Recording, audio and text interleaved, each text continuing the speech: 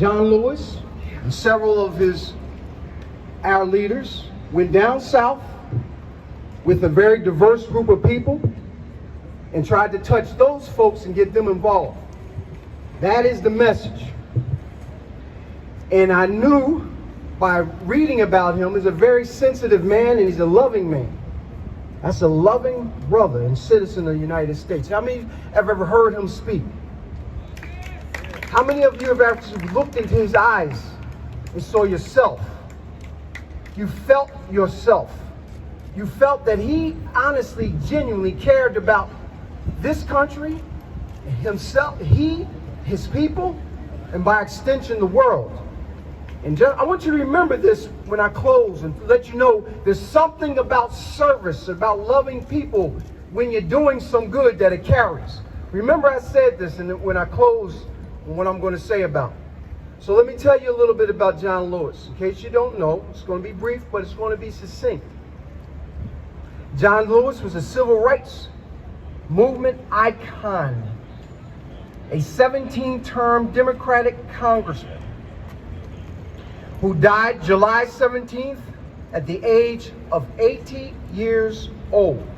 He started in his 20s, much younger than many of us out here, and at the same age of many of us out here.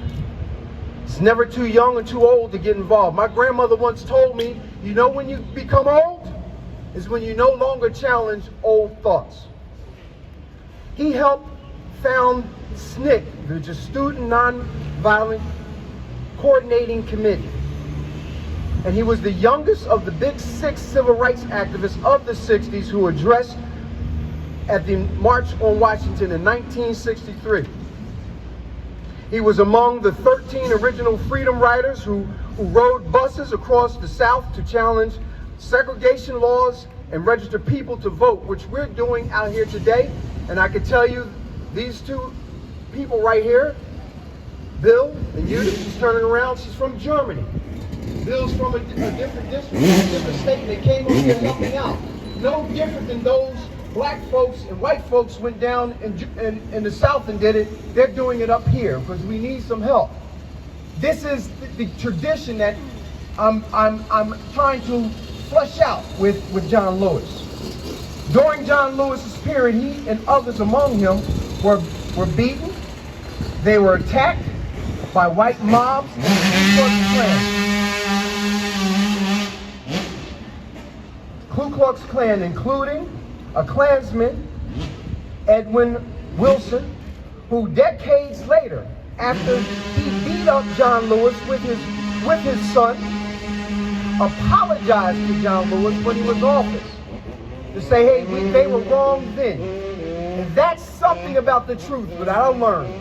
The truth is never right when it's told. It has to sit with you a while.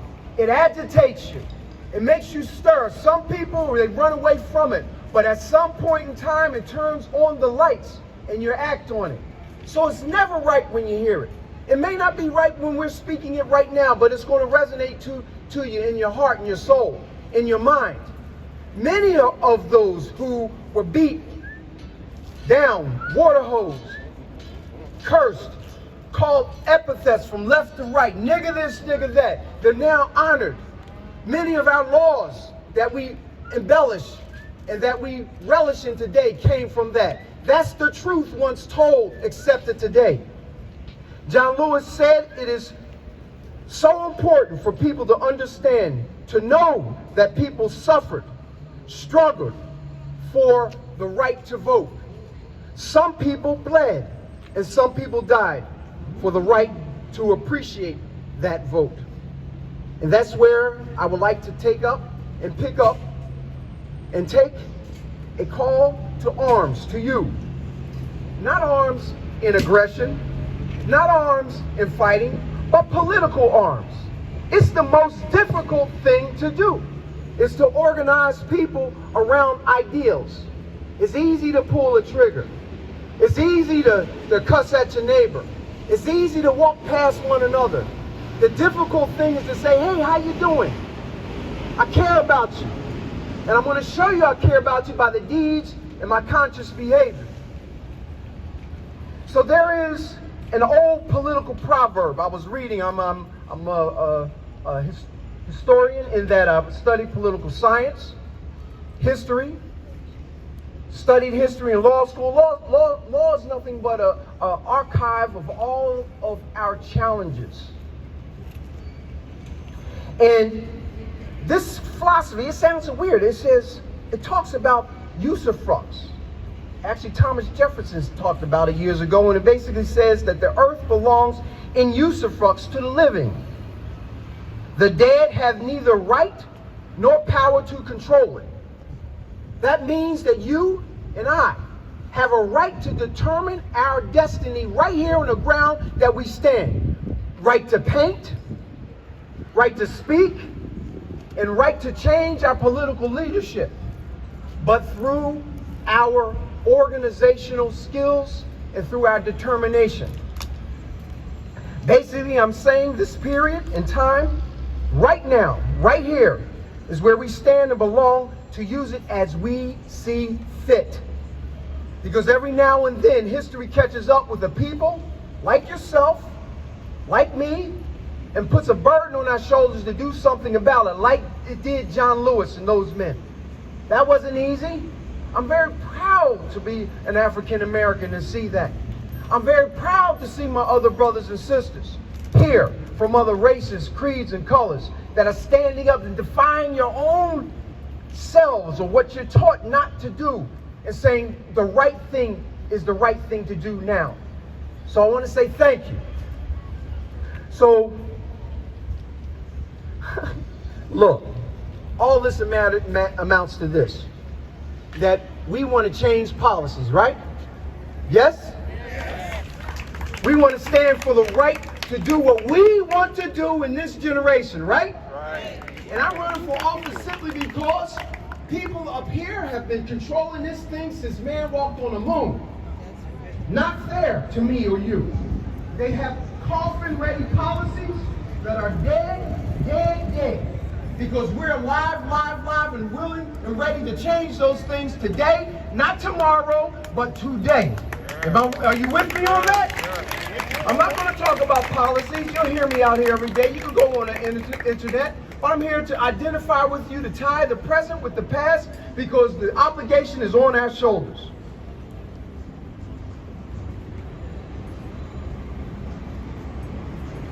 And look, the racists even know that this time period that we're looking at, this is an endearing moment, that we have to seize it and move forward on it. I think that John Lewis's instructions are clear. Usually when people are leading you, they speak during their life, and you hear and act on them. But when you genuinely give to the people is when you really get involved after their death. You start reflecting on what they've done for you. And they realize that, hey, they served us. And you act upon it. That's what John Lewis said happened to him when Martin Luther King died, and months later, Robert Kennedy. It invigorated something inside of him. The truth set him free. And it will do all of us the same. It happened to me with my grandparents. It happened to me with my friends. A buddy of mine died in Iraq. He just was broke. He didn't have a job. And he figured out a way to make some money fighting for this country and what I think was an ill-directed cause. Even John Lewis said that he would not vote again for the war in Afghanistan. So I said to you, I would say something to you that ties this together. We close up and we'll have a little vigil. And I wrote a poem. And this poem is entitled, You Tell Me. So you tell me what I'm talking about. You tell me what John Lewis stood for. You tell me what's in your heart. You tell me what's in your desires today to change something. In whatever quantified way that you choose. But you tell me, you listening? Are you with me? Yeah. I want you to hear this. I wrote this. I was thinking about my daughter. I haven't seen her in a while. And I was actually in class. and I felt the blood rushing through my veins in such a way that I had to express myself, and it took me several times to get it because my mind was stumbling for the right way to express my heart about something I love that I'm willing to die for. I can tell you, when you have a child, if you have never done anything in your life, when she was born and I held her in my hand, I was the first hand to touch her, to kiss her on the forehead. She kind of squinted up. I'll never forget this. And right then and there, something rushed over me. And I tell you, I knew that I could love a lot greater. And I could kill for that love, meaning defend that love, defend that mercy a lot faster. So this poem is, you tell me. You tell me what is invisible but very clear to the naked eye. It has boldly moved mountains and shamefully makes us shy. It has created and it will continue to kill. And within the soul of man and woman, it burns brighter still. Around it, our lives revolve, and with it, we shall never die. And the mere thought of it makes us humble and often makes us shamefully shy. But the submission to this, God surrenders power from within, and if shared during life, after your death, your life will never end. What is this? That's correct. I love what I'm doing. I love my community. I love being out here. And I love the fact that all the evils of the past are coming to pass. And together, we're going to love the work that we do, and we're going to change the miserable conditions while working with one another, no matter who we are. God bless you. And now I thank you.